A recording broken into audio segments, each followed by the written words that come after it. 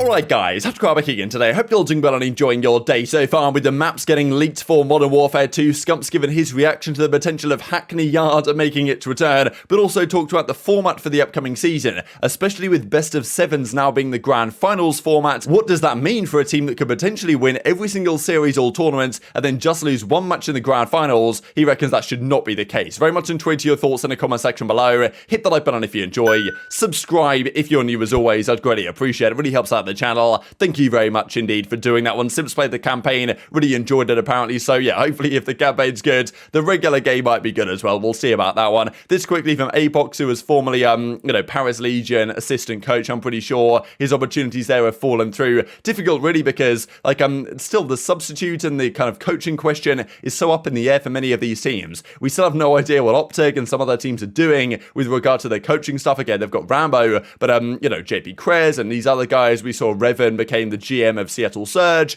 Novus went to LA Thieves. Some things have been confirmed, but relatively few and far between. We actually get announcements on this stuff. So yeah, I don't know when they're going to look this stuff in, but aBeZy might be going down there to the challenger side, as with Parasite and even Bevels and these guys trying to get another opportunity in the coaching side and the professional scene. But yeah, and even this talking of LAG, because they've got Marky B. We don't know who the rest of their team is going to be, because I think they're probably going to bring on a couple of further guys. And even Arcitys says, there's got a lot of content going. 20 hours of content they recorded over 3 days, and they had a good time. So good to see LAG stepping up their content game again with this new team, and I guess we'll see it on their channel in due course. And also this from Joe Deceives, seemingly signing a contract, so we believe he is going to be the LAG substitute for the upcoming season. Definitely this has caused a fair bit of controversy, because never really played a challengers match, just was a demon of the ranked play leaderboard last season, made his name against guys like Doug were talking about him a fair bit, and now it seems he's got a spot on a sub bench on LAG, despite the fact that some players have grinded for years for this type of opportunity and haven't been granted it, right? But just one example of, if you're 18 and cracked, you're more likely to get a spot than someone who's 22, 23 and has been around a few years. So just how it goes, I suppose. Unfortunate for some of those guys, but maybe you can't blame LAG for making the call, if indeed this is what we expect to be going down. Quickly, this also, because Merc, I believe, is going to have a child, so congratulations to Merc and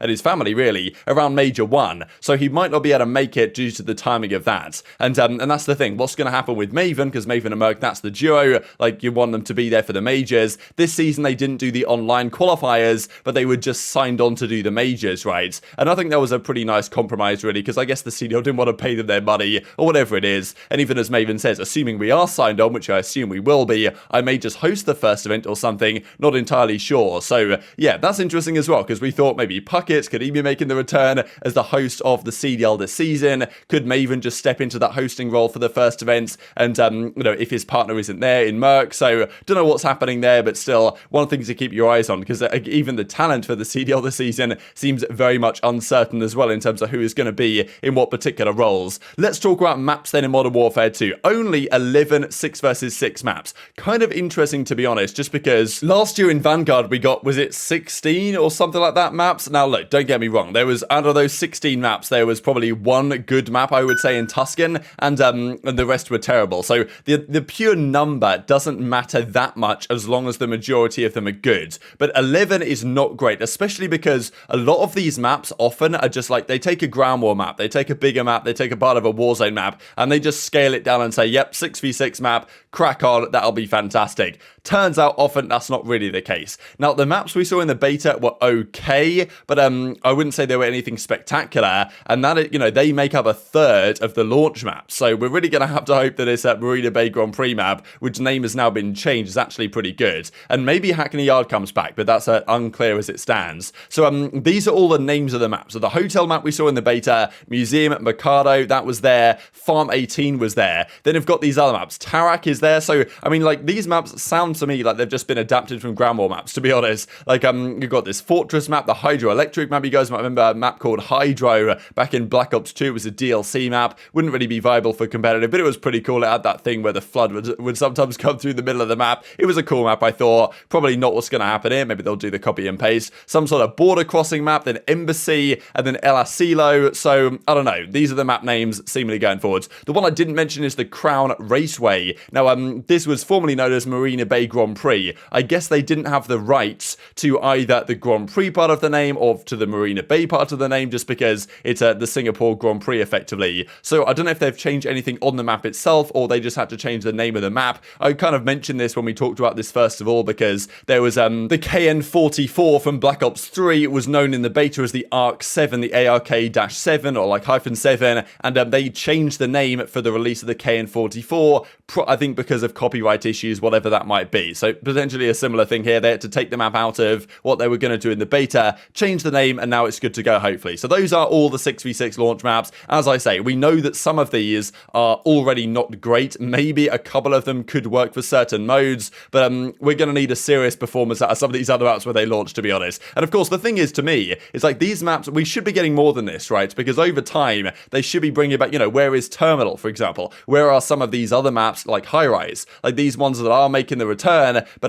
they're not in the game at launch. And the concern to me is really, how long is it going to take for these maps to actually get arriving in the game? Because, like, look, Terminal, High Rise, why aren't these maps just in the game and the map set in 6v6 from launch? Yes, they're going to probably add them Season 1 Reloaded, Season 2, Season 3, but the thing is, our CDL season this year is kind of, well, brought back a fair bit. If they add, like, a whole bunch of new maps in April, like, by the time April comes around, that's already Major 4, right? We're already going into the final couple of events of the season, and we've already had the map pool for the entire year. Unlikely anything drastically will change. So if they are going to add more maps than this, which of course they will, they kind of need to do it pretty quickly if we want to use these for competitive, and this might be all we have, for example, for Major 1. Now, in addition, there was a map, apparently a screenshot that looked like Hackney Yard, which I didn't see the screenshot of, but yeah, I'll take Crone's word for it that it kind of looked like Hackney Yard, might be returning here. And yeah, Hackney, not exactly, like, the thing is with Hackney, I thought for Modern Warfare, the way it looked, the way it was laid out, it looked like it should be a good map, but I honestly just hated it to play. I thought it was horrible. You guys might have disagreed though. Scump does seem to be of a similar opinion though, so he gives his thoughts when he was kind of watch partying the Halo, firstly on the map set and the potential of Hackney Yard returning, and he says, yeah, like Hackney Yard or whatever he said exactly, if that returns, he does not want Hackney Yard to be in the map pool going forward. You could tell by his initial facial reactions as well when it happened, but also talking about the format for the upcoming season and the fact that it's still possible to just lose one series in the grand finals and lose the tournament.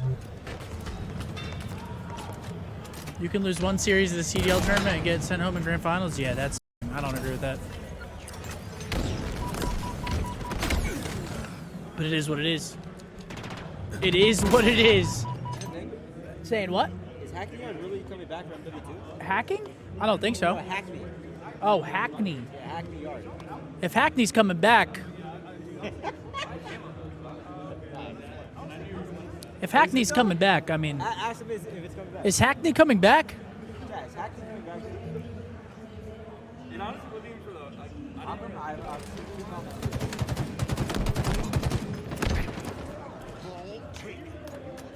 People are saying yes. If Hackney's in the rotation, I'm going to Hackney, you know what I'm saying? Are you kidding me? It got leaked. So obviously we've got to hope the Mapset is looking good, but I wanted to dive into what he said on the format for the upcoming season. So this, of course, is the schedule, if you guys missed it, for 2023, now officially confirmed. But this is the bracket still. So this is Major 1's bracket. It'll be the same deal for Major 2 and beyond. The only difference in Major 1 is that they go from 16 teams in group play down to 8 teams, using like a GSL-style format to make that happen by getting all the pro teams, the amateur teams, and then cutting them down to 8 for the rest of the tournament. Now, of course, for the actual majors, there's going to be 12 teams. They'll all attend, but the bottom 4 start in losers, the top 8 start in winners, based on their performance in the qualifier matches, just like we had before. But still, it is going to be a thing this season that the grand finals is not going to be a double best of 5. It's not going to be 2 series. It's just straight up 1 series. No real advantage from the team for the winner's side. And now the grand finals is only going to be a best of 7 as opposed to a best of 9. This was confirmed by Daniel Say. Best of 9s are gone. They thought it dragged on a bit too long, was a bit too weary for fans, which I understand. But from a competitive integrity perspective, is this actually a good idea? Because Scump makes the point, let's say OpTic win winners round 1. They win their round 1 match, they win their round 2 match, they win the winners finals, they make the grand finals. Let's say they've gone 5-0 in pools, they dominated their pool play, like or their group qualifying matches, let's say online. They win their first 3 games here in winners round 2, 1-2, and then the finals, and then they make the grand finals and lose 4-3. And theoretically, they could just have lost 4 maps, all stage, and yet they still don't win the tournament tournaments because they find themselves in the grand finals, you know, losing a one-off series, which isn't like a double series. The way this used to be done was that you'd do a double best of 5, such that the team from the winners bracket that comes through the winners finals as opposed to the elimination finals, they can afford to lose one series and then win another one, which I thought was, you know, it kind of makes more sense from a competitive integrity perspective. I think from a viewing perspective, it's actually more boring just because, like, often you see the same map set in series 1, series 2, so you're really testing how well teams are on, like, a very specific map set that those maps are good on. You don't quite get a more advanced map set that you have in a best of 7 or a best of 9, so there's that side of things. And also, quite often, the team from winners is just better and, like, 3-0s the other team quite quickly in the best of 5, and then the grand finals is just so underwhelming. We used to see that quite a lot back in the day, so I don't mind it personally, but I think Scump's got a point that, well, look, if you're coming from the winners bracket side, you haven't lost a tournament or haven't lost a match so far in the tournament, you shouldn't just be able to lose one series and go home, and maybe if you can, there needs to be more advantage to the winners team. I honestly would have still liked to have seen a best of 9 with a 1-0 advantage. I think that would have been a nice compromise, because at least then you've got maximum of 8 maps as opposed to a maximum of 9, but they're not going to do that. They're just cutting it down straight away to a best of 7, and also, you know, it must also be said that, okay, maybe the V2 advantage for the winners team is better if they get to decide all the maps for the grand finals and they can cut out quite a few, so like they can get rid of all their bad maps theoretically. So don't know, it's an interesting one. Definitely intrigued to your thoughts on it. Scump would probably like to see some changes here though, and I'm sure for the map pool as well, he would like to see some changes. And yeah, Miles and others have been pretty happy about this confirmation. The best of 7s will be a thing this season, so we'll see how well that is kind of received as the season progresses. Few things to mention here before we close out. Thought this is funny actually, Royal 2 and Claystar having a bit of a back and forth, because this is Clay's thumbstick. He uses the absolute mega control freak. I use like a small control freak, like the CQC one, I think they call it. But I mean, yeah, Clay has the absolute Eiffel Tower on his stick right here. Like, you're operating a crane,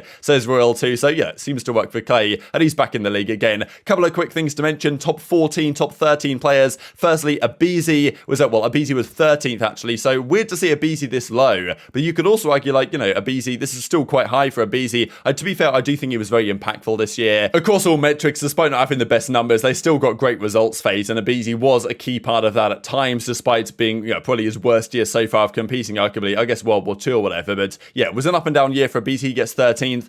14th actually went to Awakening here, so obviously you can see much better numbers for Awakening, but in terms of impact and stuff like this, wasn't quite there. But still, Awakening, I hope to see a good performance from him on Boston. Hopefully that team can get more out of him than the Florida franchise has done the last couple of seasons. So 14th Awakening, 13th aBeZy continues, of course, on today. I just wanted to shout this out from Crim, because what a fantastic podcast he did with Aches. We might talk about a couple of these topics over the coming days that he mentioned here, but I just thought this was so good. Like, Crim and Aches sitting down talking about so many great stories from back in the day, and really just documenting that time in Call of Duty, the early days, 2012, 2013, stories that we never really get to hear often. So if you guys want something to watch after this, go and check that out, because yeah, it was a really interesting listen actually, because like I've heard a lot of those, well, heard some of those stories before and been around the scene for a long time, but especially for newer fans, I'm sure a lot of those stories are like absolutely crazy. And even for, I think anyone was watching, there'd be a lot of stuff in there which was new to the ears. So it's just cool to have like kind of documentation of this stuff. It's kind of what I like about this channel, as well as that I can go back to Modern Warfare and find videos where, you know, I don't know, there was some drama about a GA, or Parasite was DMing his teammate's girlfriend, and